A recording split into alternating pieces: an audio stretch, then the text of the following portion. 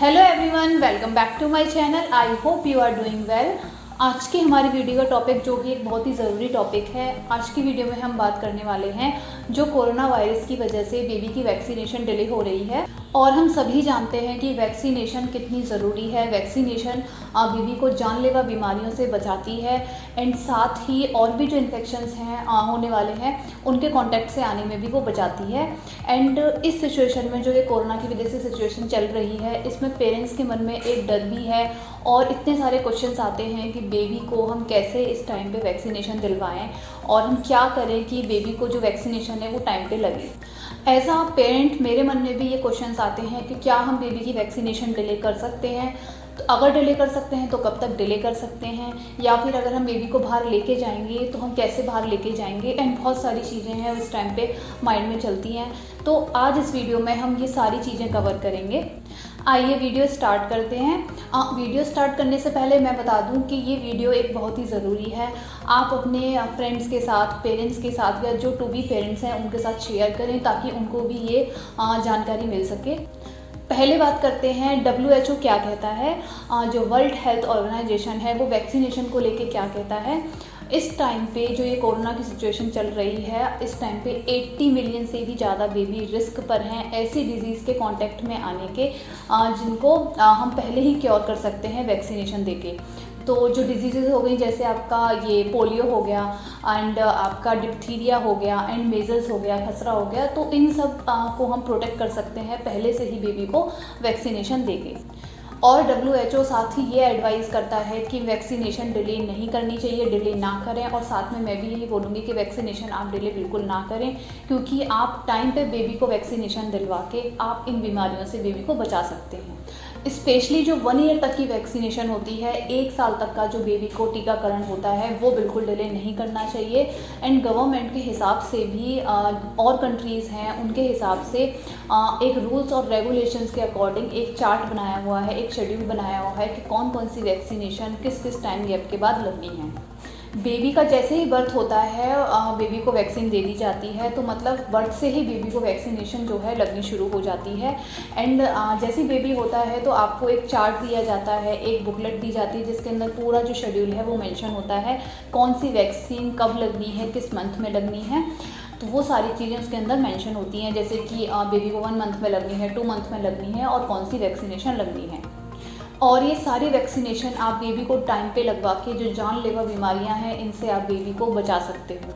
अब क्वेश्चन आता है कि वैक्सीनेशन डिले करनी चाहिए, तो ये क्वेश्चन मेरे मन में भी आता है एंड आई थिंक ये सारे मोस्टली जितने भी पेरेंट्स हैं सबके मन में आता होगा, क्या हम बेबी की वैक्सीनेशन डिले कर सकते हैं।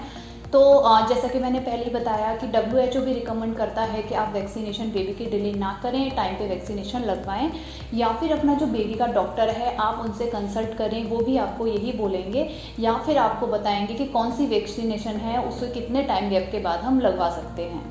वैक्सीनेशन को लेके आप हमेशा अपने डॉक्टर से ही कंसल्ट करें और कहीं किसी से कंसल्ट ना करें, क्योंकि डॉक्टर ही आपको बता सकते हैं कि कौन सी वैक्सीनेशन आपको किस टाइम पे लगवानी है। और जैसा कि हम सभी जानते हैं कि हमें वैक्सीनेशन भी स्किप नहीं करनी है और बेबी को बाहर जो ले जाना भी इस टाइम पे रिस्क है बिकॉज ऑफ कोरोना, जो कोरोना की सिचुएशन चल रही है। तो इस टाइम पे हम और क्या चीज़ें कर सकते हैं। इस टाइम पे बहुत सारे हॉस्पिटल जो हैं वो होम वैक्सीनेशन की सर्विस प्रोवाइड कर रहे हैं। अगर आपके एरिया में होम वैक्सीनेशन की सर्विस अवेलेबल है तो आप प्रेफर करें कि आप वही सर्विस लें, क्योंकि इस टाइम पे जो कोरोना की वजह से सिचुएशन चल रही है, अगर आपको होम वैक्सीनेशन की सर्विस मिल जाती है आपके डोर स्टेप पे ही, तो इससे बेटर कुछ नहीं है। तो प्रेफर करें आप, अगर आपके एरिया में ये सर्विस है तो आप इसी को लें। मैं जो है होम वैक्सीनेशन की सर्विस लेती हूँ, मेरी एरिया में ये अवेलेबल है।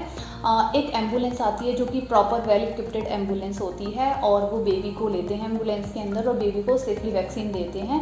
एंड सारे जो सेफ्टी प्रिकॉशंस हैं, सारे रूल्स का वो बहुत ध्यान रखते हैं।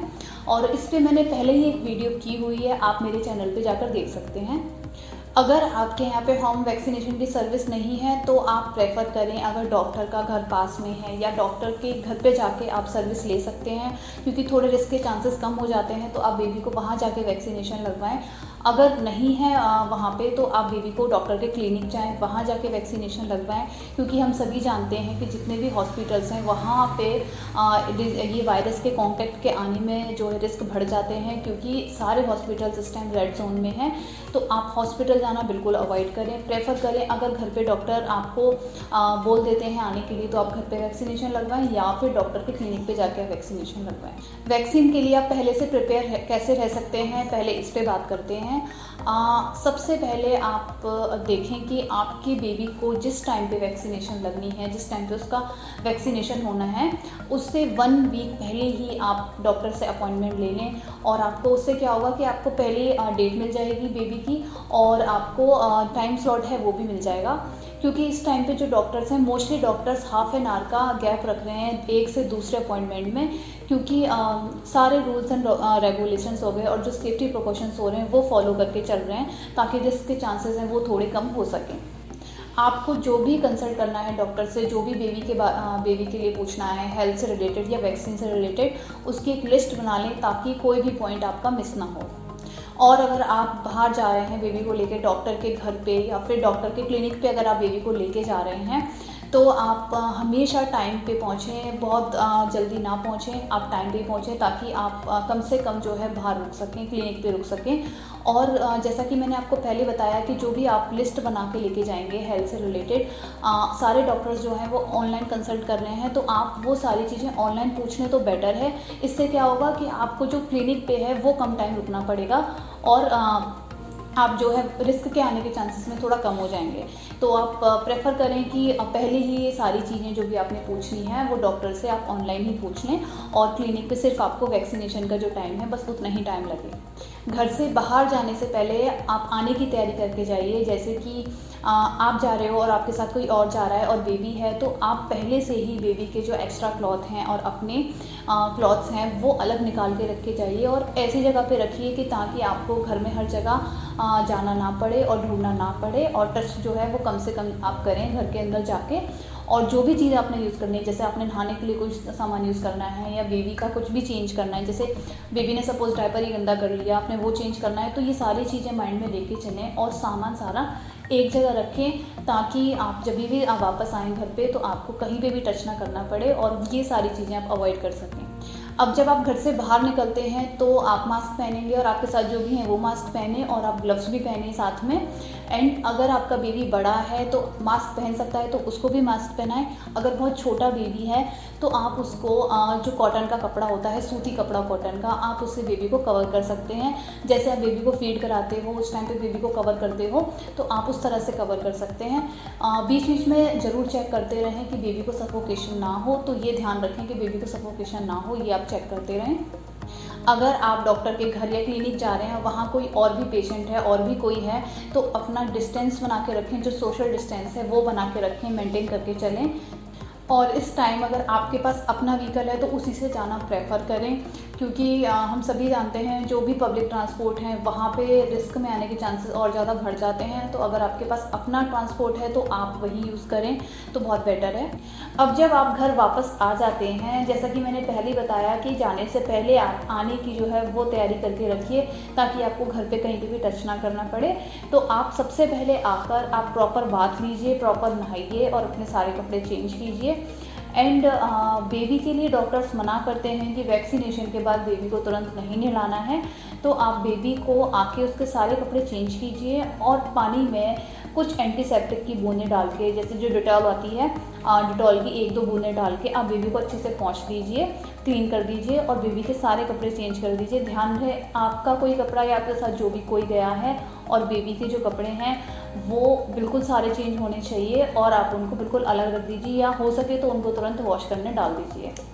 जैसा मैंने आपको बताया सेम चीज़ मैं फॉलो करती हूँ। मैंने आपको पहले बताया कि मैं अपनी बेबी को होम वैक्सीनेशन सर्विस दिलाती हूँ, तो जो एम्बुलेंस है वो हमारे डोर स्टेप पे आती है एंड वो सेफली बेबी को वैक्सीन लेके जाते हैं। उसके बाद हम ऊपर आते हैं तो मैं प्रॉपर बाथ लेती हूँ, अपनी बेबी को प्रॉपर क्लीन करती हूँ एंड उसके कपड़े चेंज करती हूँ, अपने सारे कपड़े चेंज होते हैं एंड प्रॉपर उन कपड़ों को अलग रख के एंड उनको तुरंत धोने डाल दिया जाता है। तो मैं ये सारी चीज़ें फॉलो करती हूँ और साथ में ही जो भी आप बेबी का नीचे सामान लेके जाते हो, जैसे बेबी का वैक्सीन चार्ट है, वैक्सीन की बुकलेट है, जो भी साथ में लेके जाते हो, या और भी कोई कीज़ हैं या कुछ भी, तो उनको भी आप आके प्रॉपर सैनिटाइज़ करें। और आते टाइम ये ध्यान रखें कि और भी कहीं टच ना करें। एंड प्रॉपर जब सारी चीज़ सैनिटाइज़ हो जाए और आप क्लीन हो जाएं, फिर ही घर में जाके टच करें। जैसा कि हम सभी जानते हैं कि ये जो टाइम चल रहा है कोरोना की वजह से, अगर हम अपना और अपने बेबी का और अपनी फैमिली का प्रॉपर ध्यान रखें और जो सेफ्टी प्रिकॉशंस हैं, सारे रूल्स फॉलो करके चलें, तो बहुत ही कम चांसेस होते हैं रिस्क में आने के। और ये सारी बातें करते हुए, ये पूरा टॉपिक कवर करते हुए हम वीडियो के एंड में आ गए हैं। आई होप आपको वीडियो इन्फॉर्मेटिव लगी होगी, अच्छी लगी होगी, हेल्पफुल लगी होगी। अगर आपको वीडियो अच्छी लगी है तो और भी पेरेंट्स के साथ शेयर कीजिए, फ्रेंड्स के साथ शेयर कीजिए, या टू बी पेरेंट्स हैं उनके साथ शेयर कीजिए, ताकि उनको भी ये जानकारी मिल सके। एंड अगर आपने मेरा चैनल सब्सक्राइब नहीं किया है तो सब्सक्राइब कीजिए, ताकि बेबी केयर से रिलेटेड आपको सारी वीडियो मिलती रहें। And thank you for watching.